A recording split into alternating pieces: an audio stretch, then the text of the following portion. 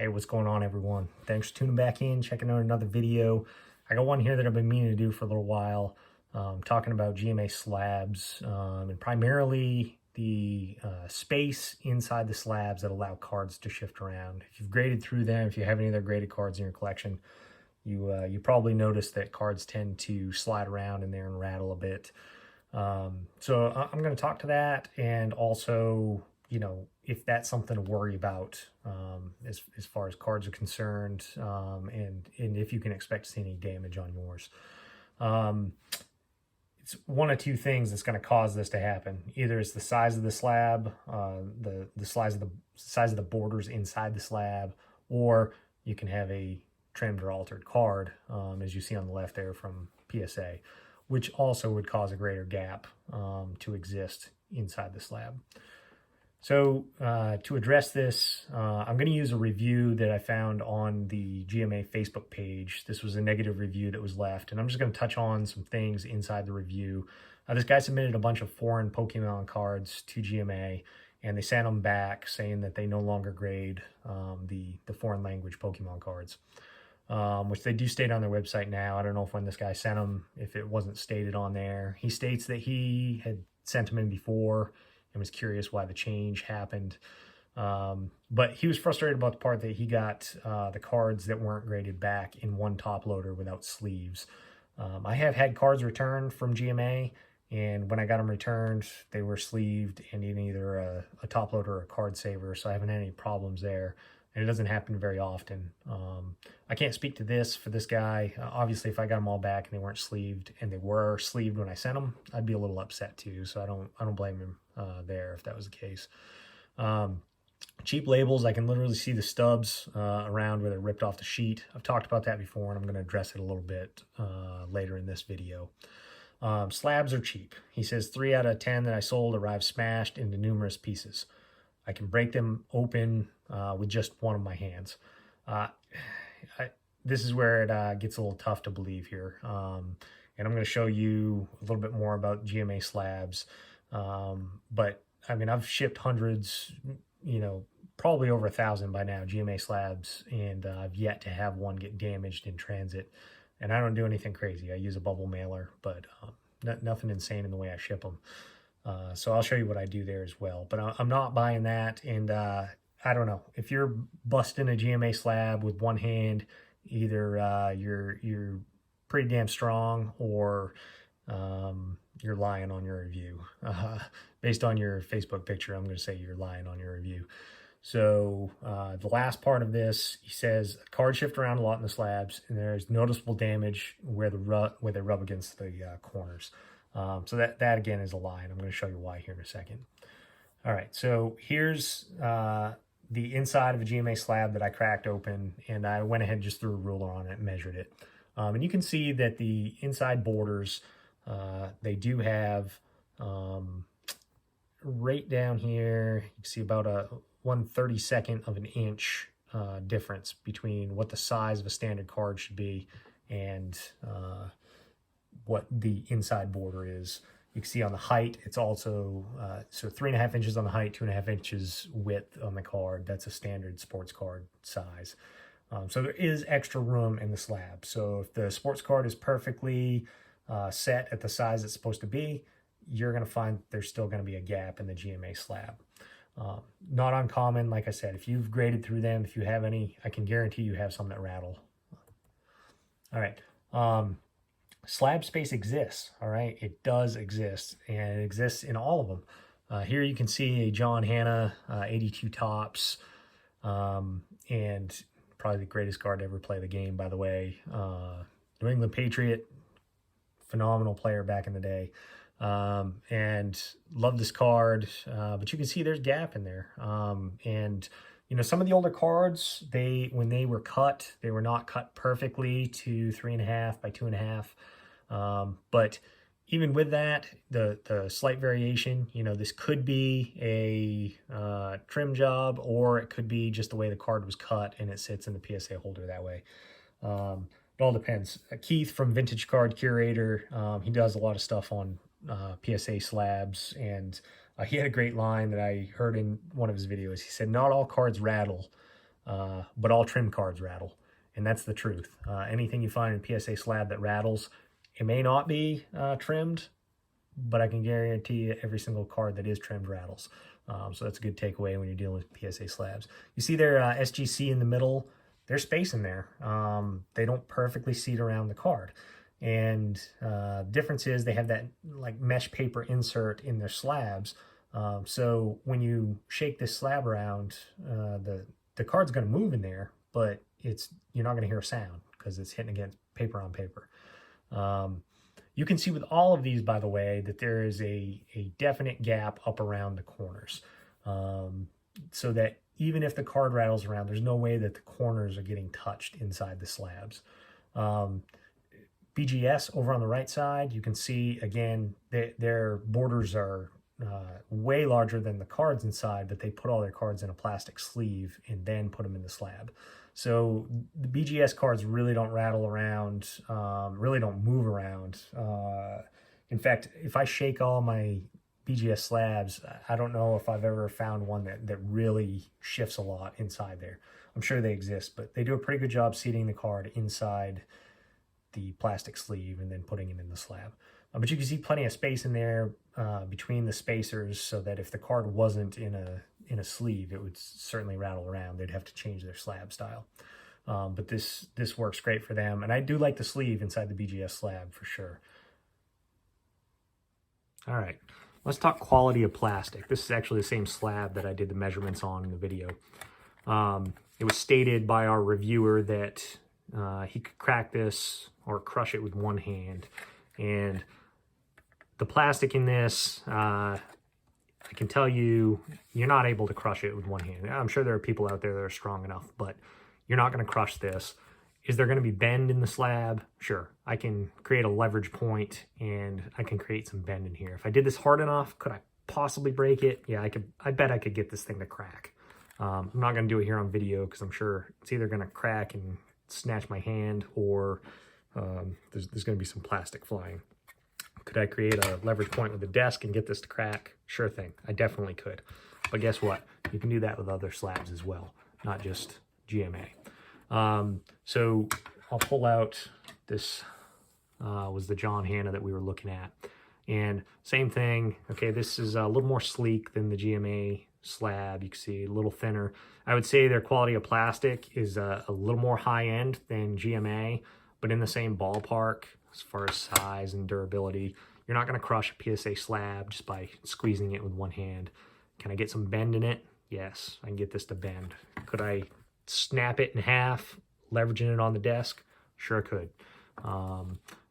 But that's not what you're doing with your cards, right? That's not why we have them slabbed. We're not messing with them like that. They are to keep your cards safe. They're to keep them secure in a safe place, which is what you're looking to do. All right, next up, so this is in order of what I think quality of slab is. And again, this is just my opinion. You're entitled to your own by far. SGC. I think their plastic is a little thicker, a little more high quality. They're both the PSA and GMA. And you don't get as much bend in this one as you do the others. But again, if I had to break this, I'm sure I could with two hands and using something like the desk. All right, and then BGS. They're top quality by far. They're the thickest. I think their plastic is high quality, and they're just difficult to break. So I think your card is the safest in here, both inside the plastic sleeve and then inside this brick of a slab. That is your safest. So this is the order that I have them in, but I will tell you this much. For the stuff that is talked, the negative reviews that GMA has received from some people, many of which leave a review that have never even used the company. I see it on cardboards all the time online. For them to be, stating things that just aren't true about the slab. Yes, if you like the PSA because that's your personal preference, you like how I've seen people say they like how sleek it is, they like the black border, which I do, of the SGC, they like the durability of the BGS. By all means, I don't disagree with any of that. But this isn't, just the thin plastic like a top loader that you're going to be able to snap easy. It's a durable slab. So you got to give them a little bit of credit there. All right, so let's talk card movement inside the slab real quick. Okay, talked about this John Hanna. Listen, Listen closely. That is a card rattling, okay? It happens sometimes, especially in older cards. They may not be cut exactly to size. However, I do believe that there's just a slight bit of extra room inside this older version of the PSA slab. So I'll pull out the Shohei rookie here. This is in one of the newer PSA slabs. So first thing to look at the difference of, you can tell the difference somewhere around, I'd say flip change 7 or 8 of, and when I say flip change, I'm talking about the change of the labels. The PSA labels have changed probably like, I don't know, 10 or 11 times over the years. Originally, when they came out, the zeros had slashes in them. They looked like old school printers were actually printing them. Now they're much better looking. This Hana's somewhere, the label's around a flip change 6, and you know that because of what's printed on the front. So you got the number there, and on the back there's no serial number. They do that now. The serial number and the barcode is on there. Also, you see that the grade descriptor and the number are on 2 different lines now. On this one, they're on the same line, so that'll indicate certain changes that were done to the label itself. They've always had ways to distinguish and make sure that this is a valid PSA label and slab.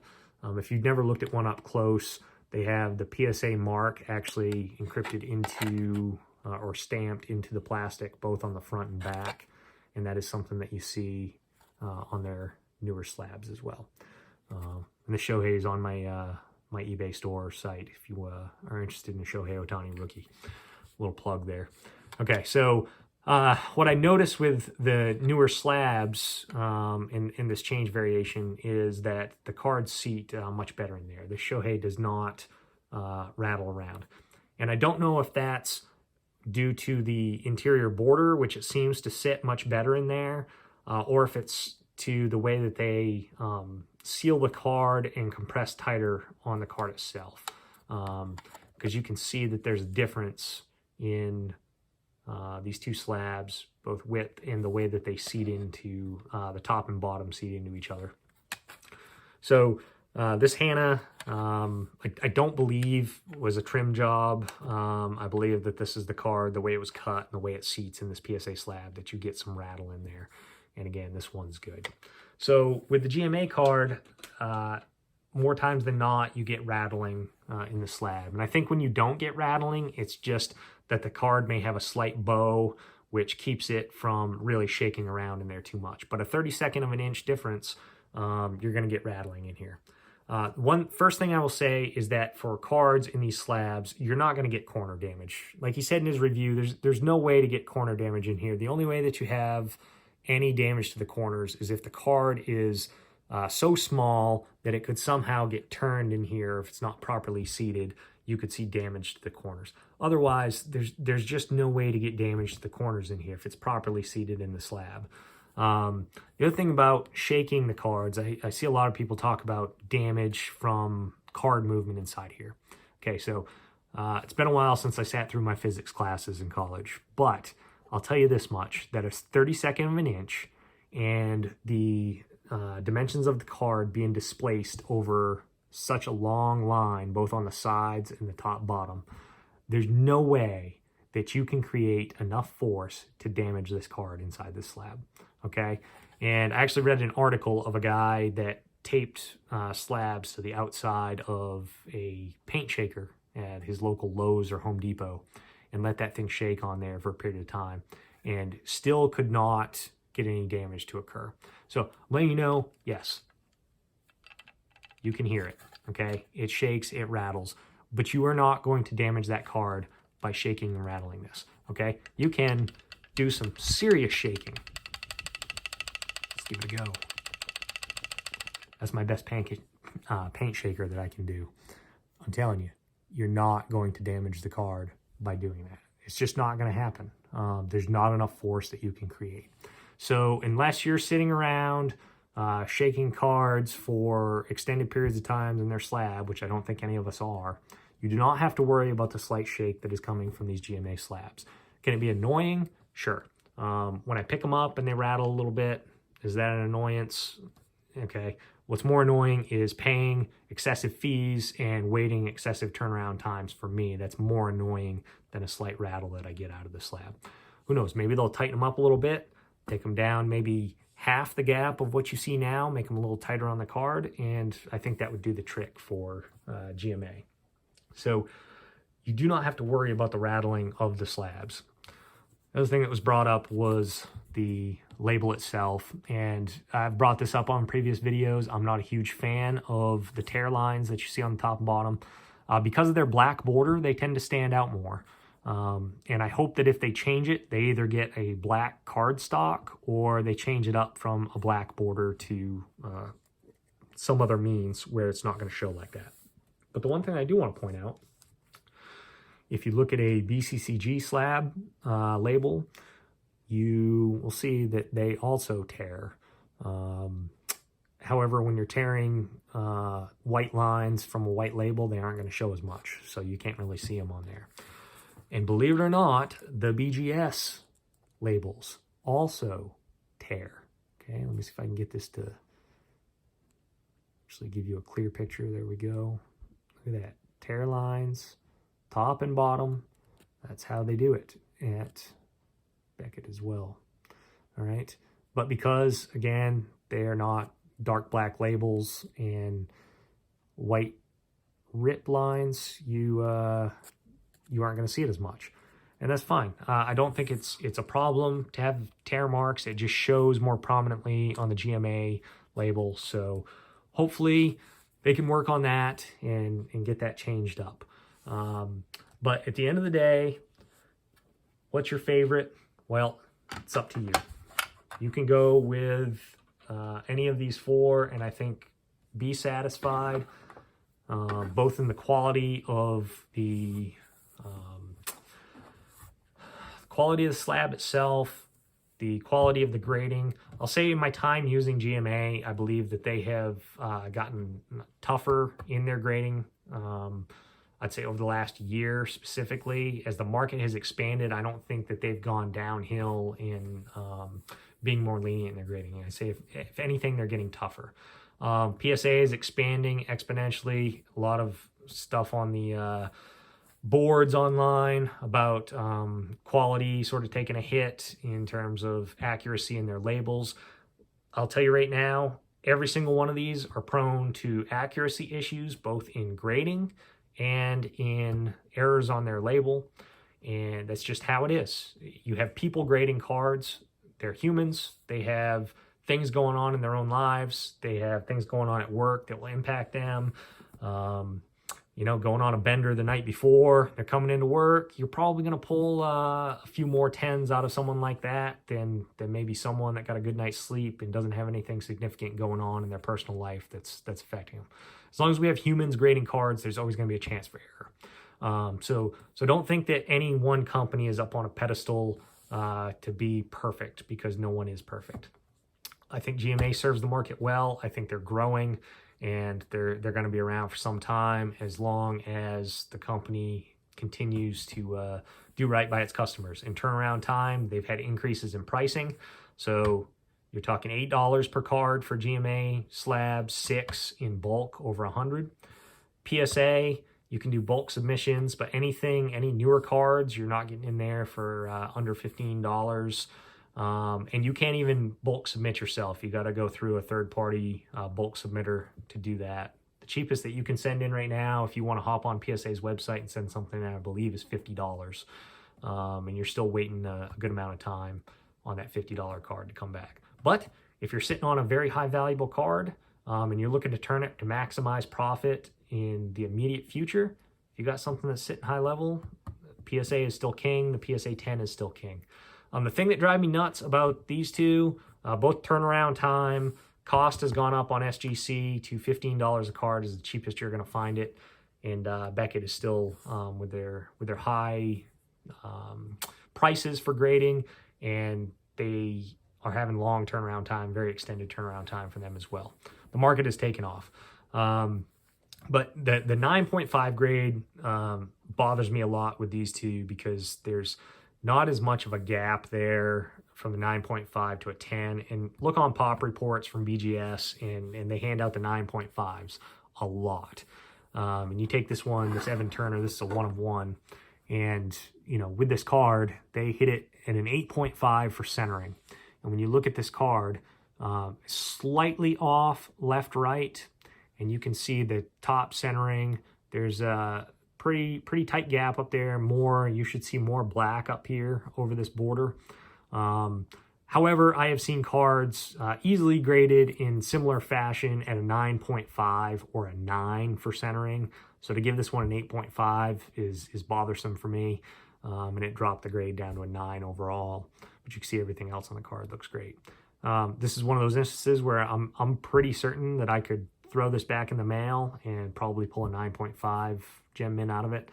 But pulling a 10 from BGS is very tough. It's a little easier from SGC, but now that they have that 9.5 grade incorporated, it's even tougher. So here's what I'll say on graded cards and purchasing them. Know that if you're buying something that is a 9 or a 9.5 from the companies that offer it, that is a very high quality card. It's a very good card. This John Hanna in a 9, I picked this up on eBay just for personal collection because he's like one of the greatest cards to ever play the game. And as a Pats fan, I love him. He was phenomenal to watch. He's like a freight train out there.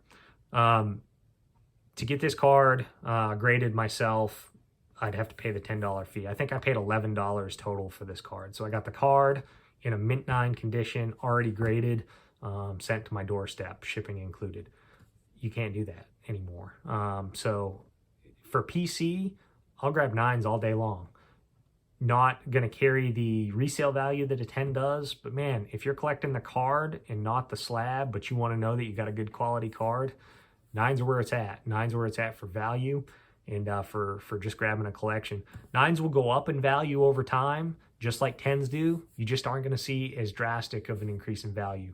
But if you're entering the market right now, look at 9s. They're a great opportunity to invest for the long term at a cheaper cost right now. It can be worth it in the long run. And I'll tell you, you never know what 9s you grab that could, you know, in resubmitting could come back 10s or even 9.5s, which will increase the value on them. So something to keep an eye on. All right, everyone. Appreciate your time. Appreciate you checking out the video. Hopefully this was helpful if you have questions about the GMA slabs and the quality. I got some fun stuff coming up to include. I'm going to let you grade some cards and see how good you are with grading, and I'll have a prize attached to that. So I said we were trying to get over 500 subscribers. We did it, so thank you. If you're not a subscriber, please hit that subscribe button. Remember to like the video, and I will see you all next time. Thanks.